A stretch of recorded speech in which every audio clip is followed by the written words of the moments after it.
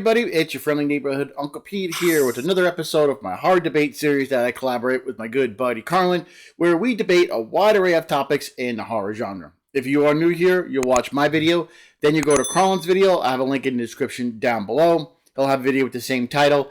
Watch his, and then if you'd like, you can go to the community tab on his page and you can vote for who you thought had the better argument. And there also is a tie option because a lot of times people say we both did a good job.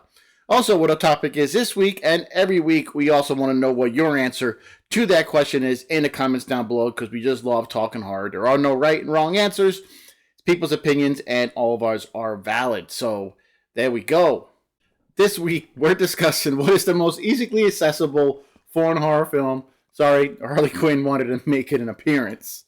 So there are many great foreign horror films out there. Train to Busan, Audition, When Evil Lurks, Let the Right One In, Old Boy, and many more. Now, someone you know may be curious to check some of them out, but which film should they really watch? What's a good stepping stone? Well, that's what we're going to discuss today. I picked a movie that's a great stepping stone into foreign horror subgenre. Ringu from Japan, released in 1998. I'll start off with its cultural exploration. The film really provides a window into Japanese culture, including its folklore, urban legends, which I think can be intriguing for those unfamiliar with it. I lived in Japan for 3 years when I was in the military, and it was one of my best duty stations. I loved the culture and everything there. Now, we have our urban legends in America, right? We got Bigfoot, the Jersey Devil, Killer in the Back Seat, Cropsey, Slender Man, Bloody Mary, Area 51, we've all heard of them. Now, it's often that people think, that they spotted an alien ship in the sky, but, I think it's the mystique of urban legends that can really be drawing to some people. If you're into that type of stuff, some urban legends in other countries may even spark your curiosity, spark your interest, broaden your horizons, so to speak. And you may even find some of those international urban legends, way more interesting than the ones that we know of. They're deeper. And I think Ringu really opens that door into this different culture to different urban legends that can be curious for some people.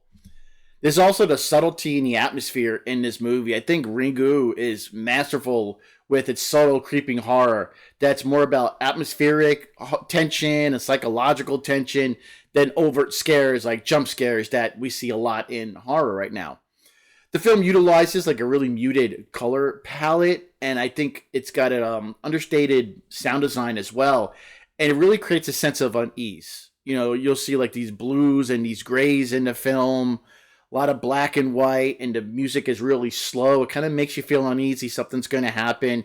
Like it puts you on edge, and I love that. And this film can be really enjoyable for someone interested in checking out those, foreign films. As the story unfolds in this film, I think it starts building a sense of, throughout the folklore and modern technology, such as characteristics delving into the mystery of a cursed videotape. And like for us older generation who remember VHS tapes, this can bring a sense of familiarity to the curious fans. Because it revolves around, hey, if you watch this tape, it's not a DVD or an MP4 file or nothing. It's a VHS tape. So if you're a little older, it may have some of that nostalgia into it. This cursed VHS tape, if you play it, some bad stuff's going to happen. I think it brings in that urban legend now, like campfire tales or like sleepover tales that you can tell to really, give people a good fright.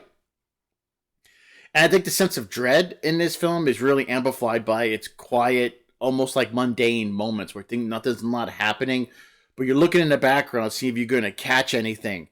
And like if you like those types of films, I think Ringu is an excellent, excellent one for you to check out. I love the storytelling in Ringu, and I think it's ideal for fans who want to explore foreign horror films because it really does a great job in blending traditional folklore with modern fears, offering a unique cultural perspective, so to speak. Its structure, like the way it links an investigative mystery with supernatural horror, I feel it can really keep viewers engaged and guessing throughout the film as to like what's going to happen next.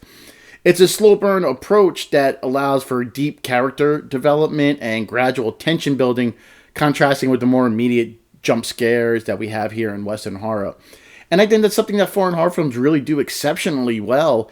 And this film can introduce audiences to that different type of style of horror that emphasizes on atmosphere and psychological dread over graphic content that can flood the genre.